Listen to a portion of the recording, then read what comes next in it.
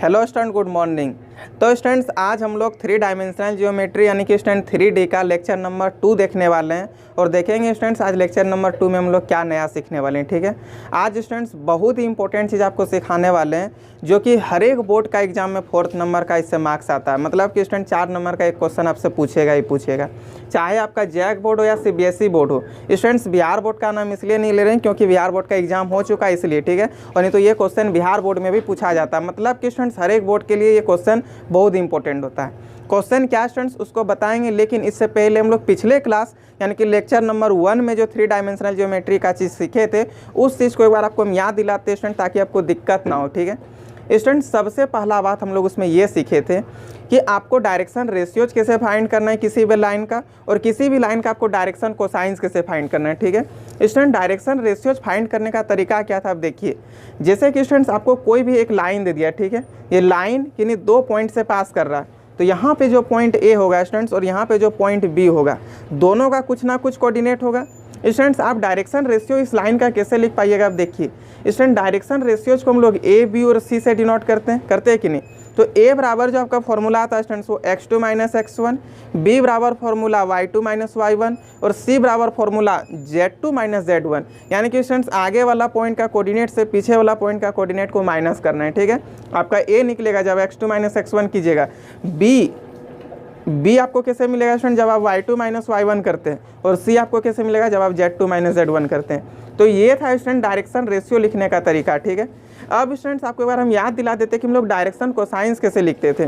Student direction cosines लिखने का ये तरीका था, उसको हम लोग कॉस अल्फा, कॉस बीटा और कॉस गामा से डिनोट करते थे। ठीक है स्टूडेंट्स, ये जो आपका कॉस अल्फा आता है वो L बराबर होता है, कॉस बीटा जो होता है वो M बराबर होता है, कॉस गामा जो होता था स्टूडेंट्स वो आपका N बराबर होता है। ठीक है, यानी कि स्टूडेंट्स L बराबर आपका फॉर्मूला होता है A/√A² + B² + C²। उसी में स्टूडेंट्स आपका M बराबर फॉर्मूला आता था B/√A² + B² + C²। इसी में स्टूडेंट्स आपका N बराबर फॉर्मूला आता था C/√A² + B² + C²। ये था स्टूडेंट्स आपका डायरेक्शन कोसाइंस लिखने का तरीका। ठीक है, इसी में स्टूडेंट्स हम लोग देखे थे, जब कभी भी आपको 2 लाइन दे दे और कह दे कि आप दोनों लाइन के बीच हमको एंगल बताइए कितना होगा, तो स्टूडेंट्स आप एंगल 2 लाइन के बीच में कैसे फाइंड कर सकते हैं उस चीज़ को भी आप सीख लीजिए। स्टूडेंट जब भी कभी आपको 2 लाइन के बीच में एंगल फाइंड करने के लिए बोले तो आपको सबसे पहला काम करना क्या है, दोनों लाइन का आप डायरेक्शन कोसाइंस लिख लीजिए। ठीक है स्टूडेंट, जैसे फर्स्ट लाइन और ये जो सेकंड लाइन होगा, ये फर्स्ट लाइन और ये सेकंड लाइन के बीच में आपको एंगल फाइंड करना है। तो स्टूडेंट्स जो फर्स्ट लाइन का डायरेक्शन कोसाइंस होगा वो L1 M1 N1 होगा। जो सेकंड लाइन होगा स्टूडेंट्स उसका direction cosine L2 M2 N2 होगा। आप दोनों के बीच में एंगल फाइंड कर सकते हैं स्टूडेंट्स इस रिलेशन का यूज करके, cos थीटा बराबर L1 L2 + M1 M2 + N1 N2। यानी कि स्टूडेंट डायरेक्ट आप समझिए कि 2 लाइन के बीच में आप कैसे एंगल फाइंड कर सकते हैं। तो आप यूज कीजिए cos थीटा बराबर formula L1 L2 + M1 M2 + N1 N2। ठीक है, तो स्टूडेंट्स इतना सारा चीज़ हम लोग पीछे पढ़े थे यानी कि लेक्चर नंबर 1, जिसमें कि स्टूडेंट्स हम लोग का RS अग्रवाल का बुक से एक्सरसाइज 26 पूरा कंप्लीट हो गया था। बाकी बात स्टूडेंट्स आप यदि NCERT बुक बनाते हैं तो आपका 3D का जो फर्स्ट एक्सरसाइज है वो कंप्लीट हो गया था। ठीक है, आज स्टूडेंट्स हम लोग नेक्स्ट एक्सरसाइज पे जा रहे हैं यानी कि RS अग्रवाल से एक्सरसाइज 27A, और जो आपका यहाँ पे NCERT यूज करते हैं स्टूडेंट्स, क्योंकि देवघर में जो भी बच्चे पढ़ते हैं सब RS अग्रवाल का यूज करते हैं। ठीक है, बाकी बात जो बाहर से हैं स्टूडेंट्स वो NCERT बनाते हैं, हमको 100% पता है। तो जो भी स्टूडेंट्स NCERT बनाते हैं उसके लिए आपका सेकेंड एक्सरसाइज 3 डायमेंशनल का। ठीक है, इसमें स्टूडेंट्स बहुत इंपॉर्टेंट बात आपका ये है कि कोई भी आपको एक लाइन दे दिया स्टूडेंट, ठीक है, वो लाइन किसी एक पॉइंट से, मानिए स्टूडेंट्स यहाँ पे कोई एक पॉइंट है, ठीक है, इस पॉइंट से एक लाइन पास करेगा और इसी लाइन के पैरेलल में आपको एक वेक्टर दे देगा। ठीक है, आपको बोल देगा स्टूडेंट्स कि आप इस लाइन का हमको वेक्टर इक्वेशन फाइंड करके बताइए।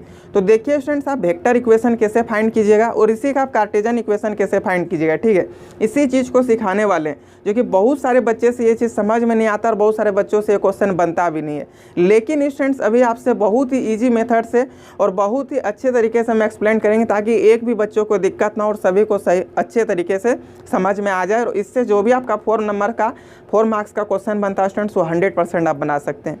स्टूडेंट देखिए, आप किसी भी लाइन का वेक्टर इक्वेशन और कार्टेशियन इक्वेशन कैसे लिख पाइएगा उस चीज़ को अभी हम लोग आगे समझते हैं। लेकिन एक बार फिर से आपको हम रिपीट करते हैं स्टूडेंट्स, क्या बात अभी हम समझाने वाले हैं कि जब भी कभी आप समझिए स्टूडेंट्स यहाँ पे कोई एक पॉइंट है, इस पॉइंट से कोई एक लाइन ऐसा करके गुजरेगा, ठीक है, यानी कि पास करेगा, तो इस पॉइंट का यहाँ पे जो आपका पॉइंट होता है स्टूडेंट्स, उस पॉइंट का जो आप लिखिएगा, ये जो पॉइंट होगा ना यहाँ पे कोई पॉइंट, इस पॉइंट से मान लीजिए यहाँ पे एक लाइन पास किया, ठीक है, तो ये जो भी पॉइंट होगा स्टूडेंट्स, इस पॉइंट का पोजीशन वेक्टर आपको r1 वेक्टर देता है, ठीक है, और जो वेक्टर इसका पैरेलल होगा इस लाइन का, वो आपको m वेक्टर देता है। अभी आगे इसको बहुत ही अच्छे से एक्सप्लेन करेंगे स्टूडेंट, ताकि आपको दिक्कत ना हो। तो स्टूडेंट्स ये वीडियो सभी क्लास 12th स्टूडेंट्स के लिए बहुत ही ज़्यादा इंपॉर्टेंट है, ठीक है।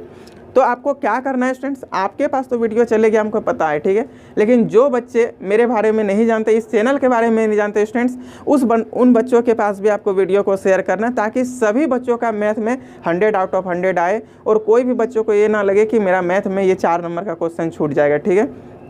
तो स्टूडेंट्स आपका बस एक ही काम है, आप अच्छे से मेहनत कीजिए और दूसरों को भी सिखाइए। तो स्टूडेंट्स वीडियो को हर एक क्लास 12th स्टूडेंट के पास आपको शेयर कर देना है।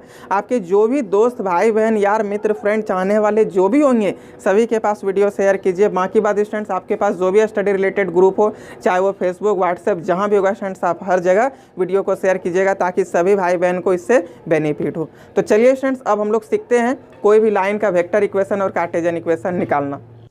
स्टूडेंट्स जब भी कभी आपको कोई एक लाइन का इक्वेशन फाइंड करना हो वेक्टर फॉर्म और कार्टेशियन फॉर्म में, ठीक है, तो स्टूडेंट्स आप उसका वेक्टर फॉर्म और कार्टेशियन फॉर्म में कैसे उस लाइन का इक्वेशन फाइंड कर पाइएगा, उसी चीज़ को सिखाएंगे, ठीक है। और ये बहुत ही इंपॉर्टेंट क्वेश्चन होता है स्टूडेंट्स, आपका बोर्ड एग्जाम के लिए कन्फर्म एक क्वेश्चन आपका 4 नंबर का आ जाएगा, ठीक है। 100% स्टूडेंट हमेशा यहाँ से क्वेश्चन पूछता है, चाहे वो जैक बोर्ड हो या सीबीएसई बोर्ड हो, आप किसी भी बोर्ड के स्टूडेंट्स हैं, यहाँ से आपका 4 नंबर एक क्वेश्चन पूछ सकता है, ठीक है। स्टूडेंट्स अब देखिए 99.5% है कि आ सकता है, बाकी बात ये कोरोना है, इसमें कुछ भी हो सकता है, ठीक है, कोरोना काल में किसी का कुछ वैल्यू नहीं है। तो स्टूडेंट्स आप क्यों रिस्क लीजिएगा, अभी आपका एग्जाम में तो बहुत टाइम है, आप सही से मेहनत करके जाइए स्टूडेंट्स, ताकि आपको एग्जाम में कोई भी क्वेश्चन एग्जामिनर दे दे, आपका आउट ऑफ सिलेबस सिर्फ ना हो, आपको सारा चीज़ बनना चाहिए, ठीक है, आप वैसे पढ़ के जाइए। तो स्टूडेंट्स एक्सरसाइज 27A जो आज हम लोग स्टार्ट करेंगे, तो उसमें स्टूडेंट्स हम लोग का क्वेश्चन आज एक टाइप का पहले सीख लेंगे, ठीक है, फिर नेक्स्ट टाइप का दूसरे लेक्चर पे हम लोग देखेंगे, लेक्चर नंबर 3 पे। आज इस लेक्चर नंबर 2 पे स्टूडेंट्स हम लोग देखेंगे कि कैसे हम लोग कोई भी एक लाइन दे दिया है, उस लाइन का आप वेक्टर इक्वेशन और कार्टेशियन इक्वेशन कैसे फाइंड कर सकते हैं, ठीक है। अभी स्टूडेंट्स आपको हम स्टेप बाय स्टेप चीज़ को सिखाएंगे, लेकिन ये बात बहुत इंपॉर्टेंट होने वाला आज का कंसेप्ट। आप कंसेप्ट को सबसे पहले ध्यान में रखिएगा स्टूडेंट, अभी हम बता ही देंगे बोर्ड में, ताकि आपको दिक्कत ना हो। लेकिन स्टूडेंट्स आपको इस टाइप का क्वेश्चन को थोड़ा सा रिवीजन करना है, और यदि आप गौर करके और सही से देख लेते हैं स्टूडेंट, तो आपको कहीं भी दिक्कत नहीं होगा, ठीक है। चलिए, जैसे कि स्टूडेंट देखिए, आपको क्वेश्चन इस फॉर्मेट में लिखा हुआ रहेगा, और आप कैसे क्वेश्चन को बनाइएगा उस चीज़ को आपको समझाते। देखिए स्टूडेंट, जब भी कभी आपको क्वेश्चन में ये लिखे इफ़ अ लाइन, देखिए आपको क्वेश्चन किस टाइप करेगा, if a line passing through a point, यानी कि स्टूडेंट्स एक लाइन जो सो एक पॉइंट से पास कर रहा है, ठीक है। क्योंकि स्टूडेंट्स हमको यहाँ थोड़ा हिंदी भी बताना होगा, हमको पता है कि जैक बोर्ड के जो बच्चे हैं उनको इंग्लिश से थोड़ा डर लगता है, जैसे हम पहले थे, ठीक है, हमको भी स्टूडेंट्स पहले इंग्लिश में जैसे सुनते थे तो डर हो जाता था। अब स्टूडेंट्स मेरा आदत बन चुका है मैथ बनाते बनाते, तो उस तरह आप भी हो सकते हैं, मेरे ही लेवल में होंगे, क्योंकि आप भी जैक बोर्ड से होंगे। तो बाकी बात सीबीएसई बोर्ड वाला को तो हिंदी इंग्लिश से कोई प्रॉब्लम नहीं होता है, ठीक है। पूरा मैथ में स्टूडेंट्स कहीं भी हिंदी इंग्लिश का कोई भी वॉर नहीं चलता है, बस थोड़ा सा यही 3D चैप्टर में इंग्लिश का यूज है, ठीक है। लेकिन स्टूडेंट्स 100% ये बात है कि आपको हम समझा देंगे। देखिए स्टूडेंट्स, आपका फर्स्ट कंसेप्ट जो है क्या है, आप कैसे क्वेश्चन इस कंसेप्ट से आपको मैच करेगा, आप पहले इस चीज़ को सीखिए। यहीं से स्टूडेंट्स आपका बात होता है कार्टेशियन और वेक्टर फॉर्म में इक्वेशन लिखना, ठीक है। देखिए स्टूडेंट, जब भी कभी question they they if a line passing through a point, यानी कि स्टूडेंट्स कोई एक लाइन एक पॉइंट से पास कर रहा है, ठीक है, with position vector r1 vector, यानी कि स्टूडेंट्स आपको एक कुछ पोजीशन वेक्टर भी दे देगा, ठीक है, और बोल देगा स्टूडेंट्स ये जो लाइन है ना वो पैरेलल भी है, एक वेक्टर m वेक्टर दे देगा और बोलेगा इस m वेक्टर का ये पैरेलल है, तो आप हमको इसका वेक्टर इक्वेशन फाइंड करके बताइए। स्टूडेंट्स आपको समझ में नहीं आया चीज़, आप फिर से एक बार सुनिए हम क्या बोले। If a line passing through a point with position vector r1 vector and it is parallel to m vector then it's find vector equation, ठीक है। तब आपको बोलेगा स्टूडेंट्स आप इसका हमको वेक्टर इक्वेशन फाइंड करके बताइए। एक बार आपको हम लिख के दिखाते हैं स्टूडेंट, ताकि आपको और भी सही से समझ में आ जाए, ठीक है। If a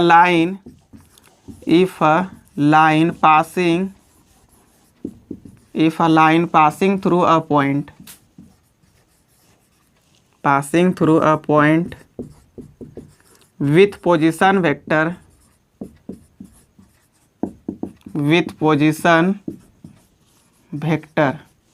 and it is parallel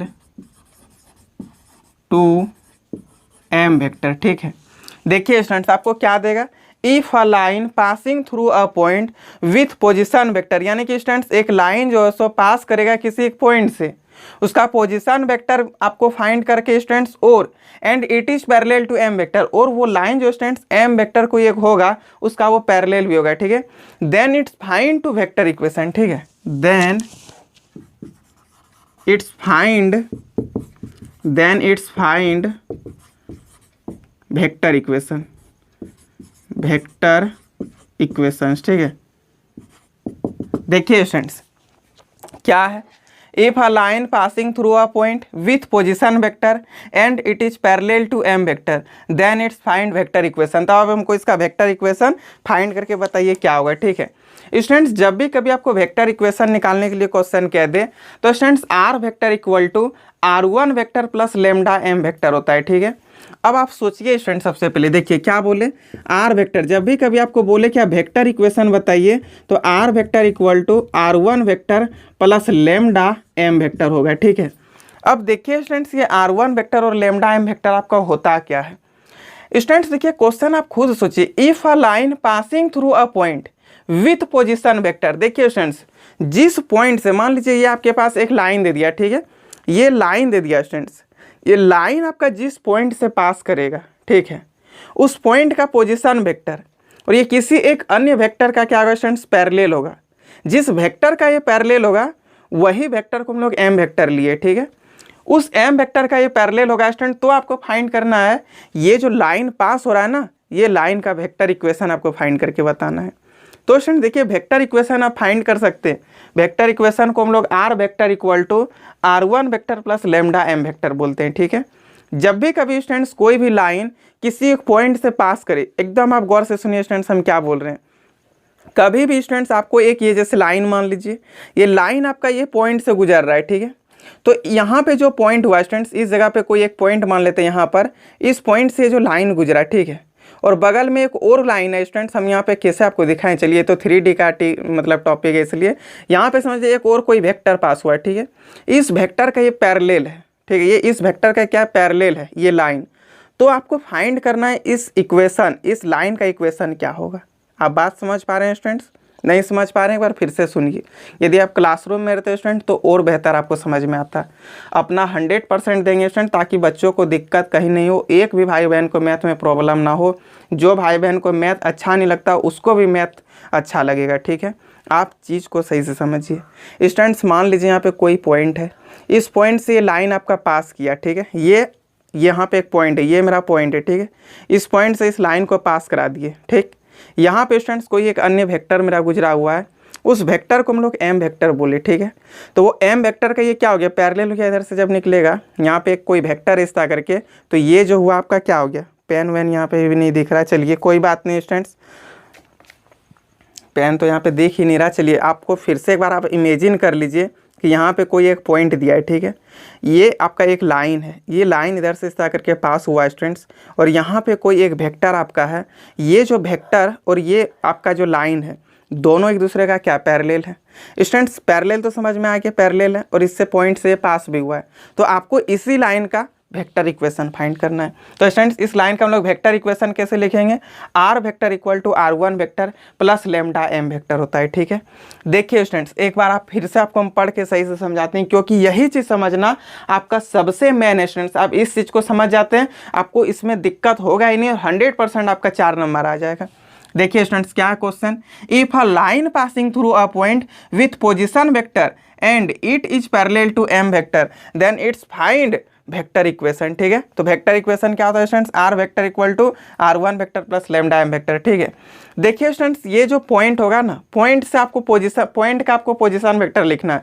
मान लीजिए स्टूडेंट्स यहाँ पे कोई एक पॉइंट P है, वो पॉइंट x1 y1 z1 होगा कि नहीं स्टूडेंट्स, वो पॉइंट का कोऑर्डिनेट होगा x1 y1 z1, तो उसका पोजीशन वेक्टर लिखेंगे स्टूडेंट्स। तो आपको हम बोले थे जब वेक्टर, देखिए स्टूडेंट्स 3D आपको तब समझ में आएगा जब आप मेरा वेक्टर का लेक्चर देखें, ठीक है।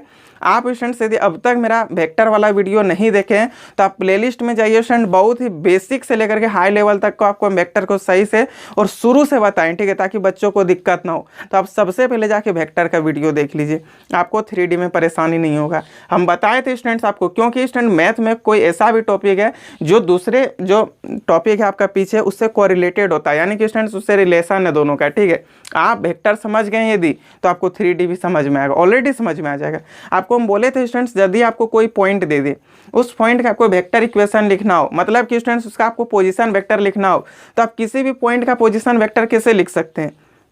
मान लीजिए स्टूडेंट्स आपको एक पॉइंट P दे दिया, उस पॉइंट का कोऑर्डिनेट x1 y1 z1 दे दिया, आपको x1 y1 z1 जो पॉइंट मिला स्टूडेंट्स, इसका आपको क्या लिखना है, तो पोजीशन वेक्टर। तो बस कुछ नहीं करना है, x1 i cap plus y1 j cap plus z1 k cap, ठीक है। जो पॉइंट दिया उसमें आई कैप जे कैप और के कैप लगा देना है। तो यहाँ पे जो हम लोग उस पॉइंट का पोजीशन वेक्टर देखेंगे स्टूडेंट्स, वो पोजीशन वेक्टर आपका r1 वेक्टर हो जाता है, ठीक है। और जो वेक्टर के पैरेलल होगा आप उसको m वेक्टर लीजिएगा। अब क्वेश्चन आपके लिए बहुत ईजी हो जाएगा, ठीक है। ये हो गया आपका वेक्टर इक्वेशन लिखने का तरीका।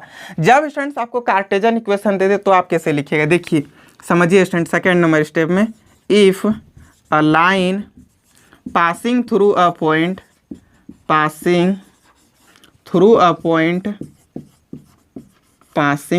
पॉइंट ए, ठीक है। एक पॉइंट ले लेते हैं ए, जिससे कि ये पास करेगा, ए पॉइंट ए, इसका कुछ ना कुछ स्टूडेंट्स ये जो ए है इसका तो कोऑर्डिनेट होगा ही, ए का कोऑर्डिनेट ले लिए x1 y1 z1, ठीक है। देखिए students, if a line passing through a point A x1 y1 z1 and, इसका आपको डायरेक्शन रेशियो भी दे देगा, ठीक है, एंड इट्स डायरेक्शन रेशियोज, ठीक है, and its direction ratios A B C, ठीक है। If a line passing through a point, यानी कि स्टूडेंट्स जब कोई एक लाइन किसी एक पॉइंट से पास करेगा, वो पॉइंट आपका x1 y1 z1, और वो उस लाइन का स्टूडेंट्स आपको क्या मिलेगा, डायरेक्शन रेशियोज भी आपको यदि ए बी सी दे दिया, ठीक है। Then find its cartesian equation. तब इसका स्टूडेंट्स हम लोग कार्टेजन इक्वेशन कैसे निकालेंगे, तो उस चीज़ को देखिए स्टूडेंट्स। आपको काम करना है x माइनस x1 बटे ए बराबर y माइनस y1 बटे बी बराबर z माइनस z1 बटे सी। बहुत ईजी है स्टूडेंट्स, ये दोनों चीज़ को आप निकाल सकते हैं, और ये दोनों चीज़ यदि आप निकाल देते हैं स्टूडेंट्स तो एग्जामिनर आपको 4 नंबर देगा, ठीक है। कितना नंबर देगा स्टूडेंट्स, 4 नंबर। और हमको अपना जान जी क्यों ना लगाना पड़े स्टूडेंट्स, हम अपना जान जी लगा करके आपको 4 नंबर उठवा करेंगे स्टूडेंट्स। कोई भी भाई बहन का इससे 4 नंबर हम छूटने नहीं देंगे। और इसी चीज़ को बहुत सारे सर नहीं समझा पाते, और बच्चों का वो चीज़ डाउट होने की वजह से सभी बच्चे बोलते हैं कि यार 3D सबसे ज़्यादा टफ सब्जेक्ट है, सब्जेक्ट स्टूडेंट टॉपिक है, मतलब 3D जो है बहुत ही खतरनाक एक्सरसाइज है, वो बनता नहीं है। लेकिन स्टूडेंट्स हम आपको आज लिख के कह दिए, गारंटी ये आपसे 100% बनने वाला है। आपको एक बार हम फिर से चीज़ को रिपीट कर रहे हैं, आप सही से सुनिए, ठीक है, हम क्या क्या बोल रहे हैं। देखिए स्टूडेंट्स, फर्स्ट बात आपका क्या होता है, if a line passing through a point with position vector. यदि स्टूडेंट्स कोई एक लाइन, सबसे पहले जैक बोर्ड वाले हिंदी में भी सुन लीजिए हम क्या बोलना चाह रहे हैं, ठीक है। If a line passing through a point with position vector and it is parallel to M vector. यदि स्टूडेंट्स आपका कोई भी लाइन पास कर रहा है किसी पॉइंट से, ठीक है, जिस पॉइंट से पास करेगा स्टूडेंट्स उस पॉइंट का पोजीशन वेक्टर आपका r1 वेक्टर कहलाएगा, ठीक है। आप शुरू से सुनिए, हम आपको क्या बोल रहे हैं, एकदम शुरू से सुनिए स्टूडेंट। जिस पॉइंट से आपका जो लाइन पास करेगा स्टूडेंट, ठीक है, जिस पॉइंट से आपका लाइन पास करेगा उस पॉइंट का पोजीशन वेक्टर जो कहलाएगा स्टूडेंट्स वो आपका r1 वेक्टर देगा, ठीक है। और जिसके पैरेलल होगा स्टूडेंट्स वो आपका m वेक्टर हो गया। सिर्फ वैल्यू पुट कर दीजिए इस इक्वेशन पे, आपका वेक्टर इक्वेशन निकल गया। इसी में सेकेंड नंबर बात क्या students, if a line passing through a point A x1 y1 z1 and its direction ratios a b c। तो आपको क्या फाइंड करना है, इसका कार्टेशियन इक्वेशन। तो x माइनस x1 बटे ए बराबर y माइनस y1 बटे बी बराबर z माइनस z1 बटे सी। क्या दिक्कत हो रहा है स्टूडेंट समझने में? नहीं ना, सिर्फ आप यहाँ पे वैल्यू पुट कीजिए, आपका आंसर आ गया। तो इसी का स्टूडेंट्स हम लोग फर्स्ट नंबर क्वेश्चन लेते हैं, ठीक है। चलिए देखिए स्टूडेंट्स, क्वेश्चन यहाँ पे तो लिख दिए, ठीक है। क्वेश्चन क्या student, find the vector equation of a line. क्या बोल दिया स्टूडेंट्स, क्या वेक्टर इक्वेशन हमको एक लाइन का निकाल के बताइए। ये जो लाइन है स्टूडेंट्स, आप हमको इसका वेक्टर इक्वेशन बताइए which is parallel to the vector. ये जो स्टूडेंट्स को एक वेक्टर दे दिया है जिसका कि जो कि स्टूडेंट्स इस लाइन का क्या है, पैरेलल है, ठीक है। And which is passes through a point, और ये जो लाइन है स्टूडेंट्स वो पास किया किस पॉइंट से, तो 5 माइनस 2 और 4 से। Also find its Cartesian equation, और आप इसका हमको कार्टेशियन इक्वेशन भी बताइए। यानी कि स्टूडेंट्स ये लाइन जो है, मान लीजिए ये आपके पास जो लाइन है, ये लाइन आपका इस पॉइंट से पास किया है, ठीक है, और पैरेलल है आपका इस वेक्टर का। तो आपको इस लाइन का इक्वेशन फाइंड करना है, कार्टेशियन फॉर्म में भी और वेक्टर फॉर्म में भी। आप स्टूडेंट सही से फिर से एक बार देखिए, एक बार हम इसको फिर से रिपीट करेंगे। आप इस चीज़ को समझते हैं स्टूडेंट, तो ये भी चीज़ आपसे बनने वाला है, ठीक है। सेम क्वेश्चन ये स्टूडेंट्स, और ये आपको 100% 4 मार्क्स देके जाएगा, ठीक है। आप कंसेप्ट पहले सही से देखिए स्टूडेंट्स, क्या है।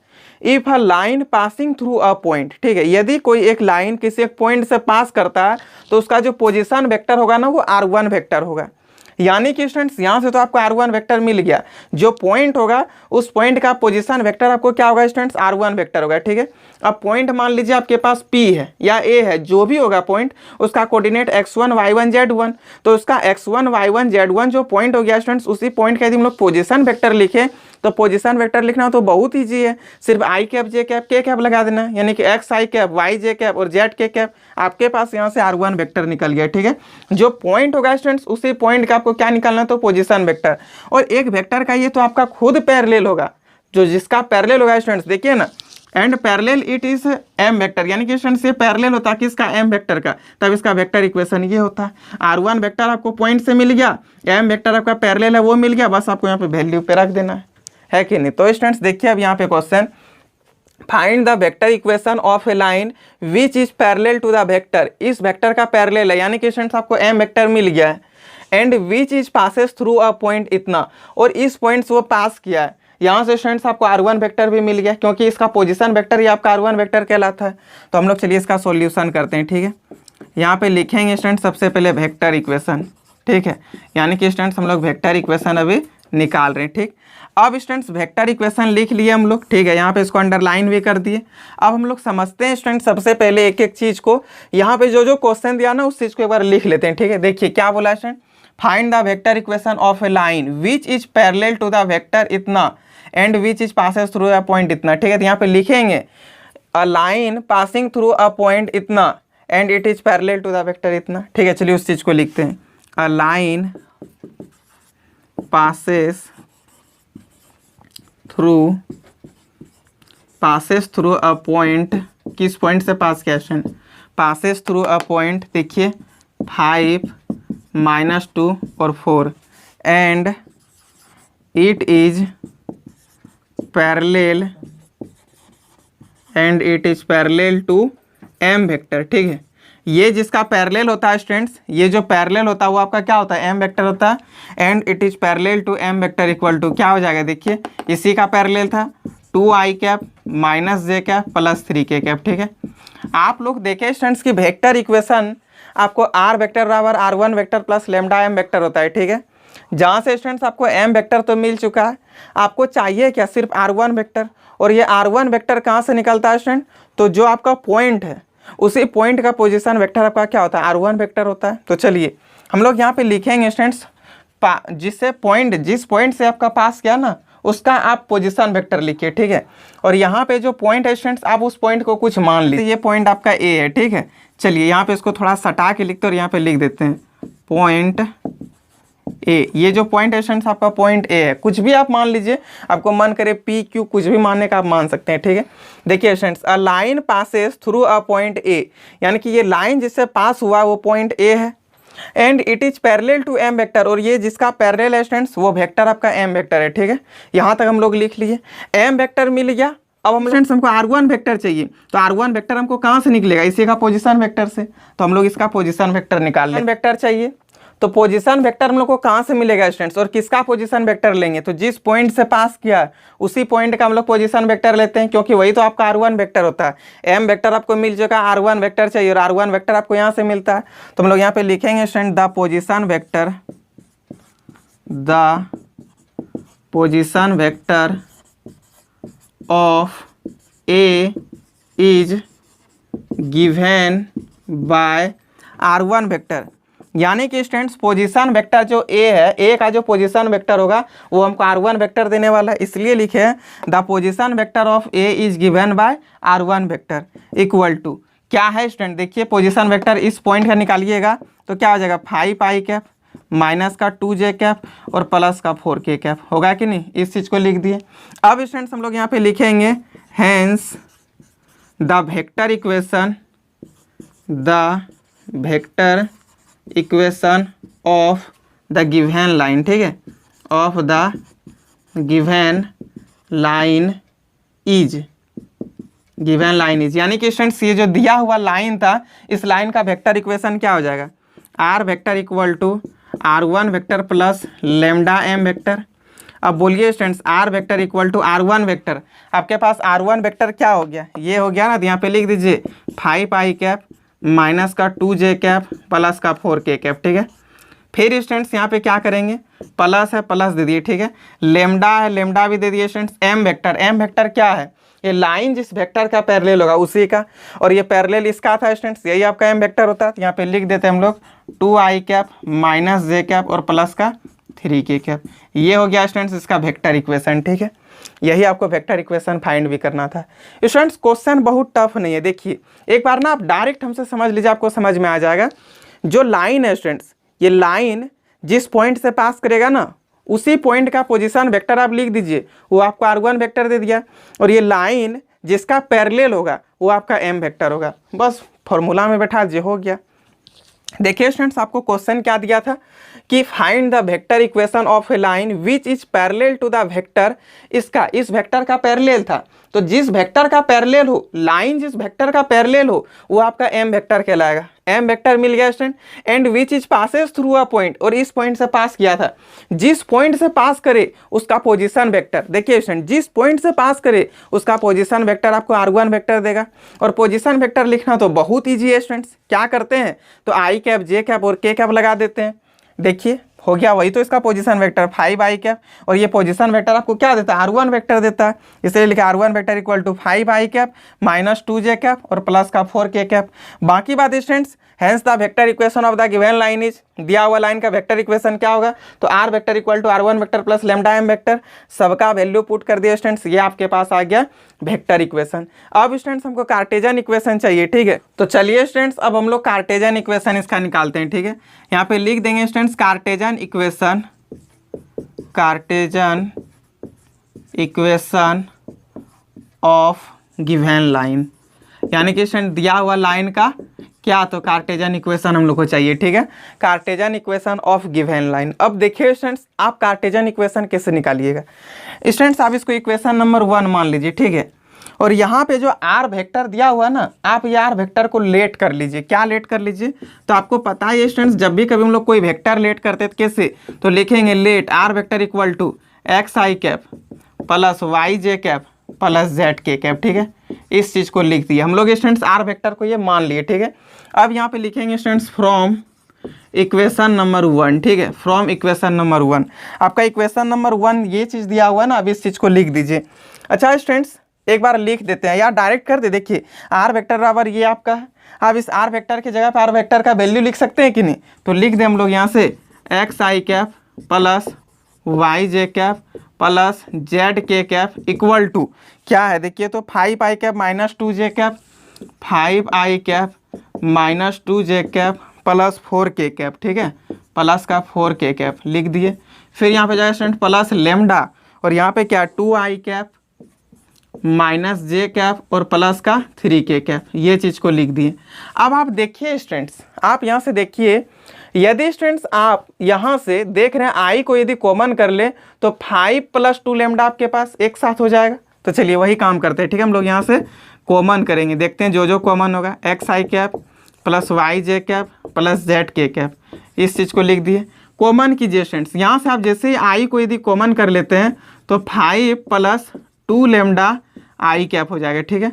आप देखिए स्टूडेंट्स यहाँ से ये चीज़ होगा कि नहीं, जैसे स्टूडेंट्स आप यहाँ से आई कैप को कॉमन करते तो यहाँ पे 5 हो गया और वहाँ पे प्लस का 2 लैम्डा एक साथ आ गया। अब स्टूडेंट्स आप यहाँ से -j को यदि कॉमन कर ले तो आपके पास देखिए यहाँ पे क्या बच जाएगा, सिर्फ 2 बचेगा। और यहाँ से स्टूडेंट्स आप -j यदि कॉमन कर लेते हैं तो आपके पास यहाँ पे सिर्फ प्लस लैम्डा हो जाएगा और यहाँ पे क्या हो जाएगा, इनटू में माइनस का j कैप, या फिर इधर ही लिख देते हैं, ठीक है, माइनस का j कैप। फिर स्टूडेंट्स आप देखिए यहाँ से आप k कैप को कॉमन कर लीजिए, ठीक है। आप जैसे ही k कैप कॉमन कर लेते हैं स्टूडेंट तो आपके पास यहाँ पे 4 + 3 लैम्डा हो जाएगा, होगा कि नहीं। तो इस चीज़ को हम लोग लिख लिए। यहाँ पे बहुत सारे बच्चों को दिक्कत हो रहा है समझने में, ठीक है। एक बार हम चीज़ को फिर से समझाते हैं। देखिए स्टूडेंट्स क्या किए, तो हम लोग यहाँ से आई कैप को कॉमन कर ले स्टूडेंट, तो 5 और यहाँ का 2 लैम्डा एक साथ हो जाएगा। फिर स्टूडेंट यहाँ से हम लोग -j कॉमन कर लेते, ये 2 और यहाँ से प्लस लैम्डा एक साथ हो जाएगा। फिर स्टूडेंट यहाँ से हम लोग k को कॉमन कर लेते, ये 4 और इधर +3 लैम्डा एक साथ हो जाएगा। इस चीज़ को लिखे, ठीक है। अब स्टूडेंट्स आपको इक्विलिटी का थ्योरम तो पता ही है, ठीक है। यानी कि स्टूडेंट्स इक्विलिटी का नियम ये कहता है कि इधर जो भी x का कोफिशिएंट लीजिएगा तो इधर जो x का कोफिशिएंट होगा वो दोनों आपका इक्वल होगा, ठीक है। तो स्टूडेंट्स हम लोग यहाँ इक्वेटिंग करेंगे और इक्विलिटी का रूल लगाएंगे और देखेंगे स्टूडेंट्स इधर जो i है, आई कैप का जो भी कोफिशिएंट है इधर भी आई कैप का वो कोफिशिएंट बराबर होगा। इधर जो भी जे कैप का कोफिशिएंट है स्टूडेंट्स इधर का भी जे कैप का कोफिशिएंट बराबर होगा। इधर का के कैप का कोफिशिएंट इधर का के कैप के कोफिशिएंट के बराबर होगा, होगा कि नहीं। तो उस चीज़ को हम लोग यहाँ पे लिख लेते हैं, ठीक है। चलिए स्टूडेंट यानी कि ये x जो है इसके बराबर हो जाएगा, तो लिखेंगे x = 5 + 2 लैम्डा, ठीक है। फिर स्टूडेंट्स ये जो y है, देखिए ये y कहीं ना कहीं इसके बराबर हो जाएगा, ठीक है। तो यहाँ पे लिख देते हैं, ठीक। आप देखिए स्टूडेंट्स यहाँ पे जो आप y को लीजिएगा ये आपका पॉजिटिव में, ठीक है। इधर अच्छा सॉरी y नहीं, इधर जो आपका j है स्टूडेंट्स ये आप देखिए दोनों का आप j कैप को क्या कर रहे हैं स्टूडेंट, तो ले रहे हैं, ठीक है। आप j कैप को जैसे ही लीजिएगा तो इधर का ये और इधर का y एक दूसरे के बराबर हो जाएगा। तो चलिए हम यहाँ j कैप का कोफिशिएंट आपका यहाँ पे क्या हो गया, ये माइनस भी आ जाएगा, ठीक है। तो -2 + लैम्डा और स्टूडेंट्स यहाँ से आपका देखिए ये y के बराबर हो गया। अब क्यों हुआ, क्योंकि j कैप इधर क्या था, j कैप का कोफिशिएंट y था, उधर आपका j कैप का कोफिशिएंट क्या है, तो देखिए j कैप का कोफिशिएंट -2 + लैम्डा, ये दोनों एक दूसरे के इक्वल हो गया। अब स्टूडेंट्स k कैप का, ठीक है, यहाँ पे लिखेंगे k कैप। अब k कैप का जो कोफिशिएंट है, इधर k कैप का कोफिशिएंट आपका 4 + 3 लैम्डा, इधर k कैप का कोफिशिएंट आपका z है, यानी कि स्टूडेंट z = आपके पास क्या हो गया 4 + 3 लैम्डा। इस चीज़ को लिख दिए, ठीक है। लेकिन दिक्कत है आपको बच्चों, हमको पता है कि सर समझ में नहीं आया, ठीक है। अब यहाँ पे क्या कर दिए, चलिए आपको हम फिर से एक बार समझाते हैं। हम बोले स्टूडेंट्स कि आप इक्विलिटी का रूल याद कीजिए। इक्विलिटी का मेथड में क्या होता था स्टूडेंट्स, बराबर की ये साइड और बराबर की ये साइड, स्टूडेंट्स इक्वल की ये साइड में जो चीज़ यदि आप x का कोफिशिएंट और इधर भी x का कोफिशिएंट का आप इक्वेटिंग करें, यानी कि स्टूडेंट तुलना कर रहे हैं, तो वो दोनों का कोफिशिएंट एक दूसरे के बराबर होगा। इधर y का कोफिशिएंट इधर y का कोफिशिएंट एक दूसरे के बराबर होगा, इधर z का कोफिशिएंट इधर z का कोफिशिएंट के बराबर होगा। वही काम तो यहाँ पे किए। अब आप देखिए स्टूडेंट्स कहीं ना कहीं आप इसको लिख सकते हैं कि नहीं, यहाँ से x - 5 तो बराबर 2 लैम्डा हो जाएगा, तो 2 इधर हो जाएगा, फिर बराबर होगा कि नहीं। यहाँ से देखिए ये आपका इधर हो जाएगा स्टूडेंट, तो y + 2 और -1 यहाँ से नीचे हो जाएगा, होगा कि नहीं, फिर बराबर यहाँ से क्या हो जाएगा स्टूडेंट, तो z - 4 और /3 हो जाएगा = लैम्डा, होगा कि नहीं। और यही तो था स्टूडेंट्स आपका कार्टेशियन इक्वेशन, x - x1 बटे y - y1 बटे y - y1 फिर बटे यहाँ पे क्या होता है b z - z1 बटे c। तो आ तो गया उस फॉर्म में। लेकिन स्टूडेंट्स आप बोलिए कि सर x - x1 तो -5 हो गया, लेकिन y - y1 तो यहाँ तो माइनस नहीं हुआ, यहाँ का माइनस और यहाँ का माइनस दोनों मिलकर के आपका प्लस हो जाता है, ठीक है। अब आप देखिए स्टूडेंट्स यही तो है आपका कार्टेशियन इक्वेशन, ठीक है, इस मतलब वेक्टर का। आप स्टूडेंट्स एक लाइन एक काम कीजिएगा, यहाँ पे लिख लीजिएगा, hence the Cartesian equation of the given line is इतना, बस लिखना। एक काम करते हैं स्टूडेंट, थोड़ा सा यहाँ पे 1-2 लाइन मिटाते हैं, ठीक है। अब हम लोग यहाँ पे लिखेंगे हेंस द कार्टेशियन इक्वेशन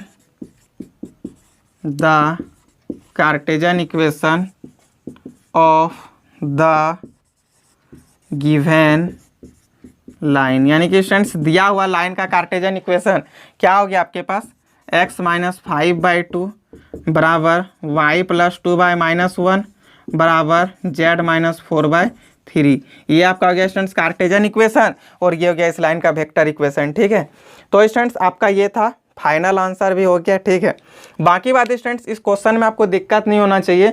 यदि आपको किसी भी टाइप का इस क्वेश्चन में दिक्कत है तो स्टूडेंट्स आप हमको कमेंट बॉक्स में कमेंट करके पूछ सकते हैं, आपको हम बता देंगे। ठीक है, बाकी बात स्टूडेंट्स आपको यदि वहाँ से भी समझ में नहीं आता है तो आपको डिस्क्रिप्शन में मेरा व्हाट्सएप नंबर मिल जाएगा स्टूडेंट्स, कॉलिंग का भी नंबर मिल जाएगा, दोनों मेरा एक ही नंबर है। आपको जिससे मन करे आप हमको पूछ सकते हैं, आपका सभी डाउट को हम क्लियर कर देंगे। ठीक, बाकी बात स्टूडेंट्स इस चीज़ को आप एक बार नहीं 5 बार 10 बार रिवीजन कर लीजिए ताकि आपको दिक्कत ना हो। ठीक है, और स्टूडेंट्स हम लोग फिर नेक्स्ट डे लेक्चर 3 देखेंगे, तो उसके लिए स्टूडेंट्स तब तक आप खुश रहिए। ठीक है, और अच्छे से रहिए और मेहनत कीजिए, पढ़ाई लिखाई में ध्यान दीजिए, क्योंकि स्टूडेंट्स अब आपका एग्जाम भी सामने ही आ रहा है। स्टूडेंट्स आप इतना देर मेरे साथ बने रहें, तब तक के लिए thank you, bye bye, best of luck.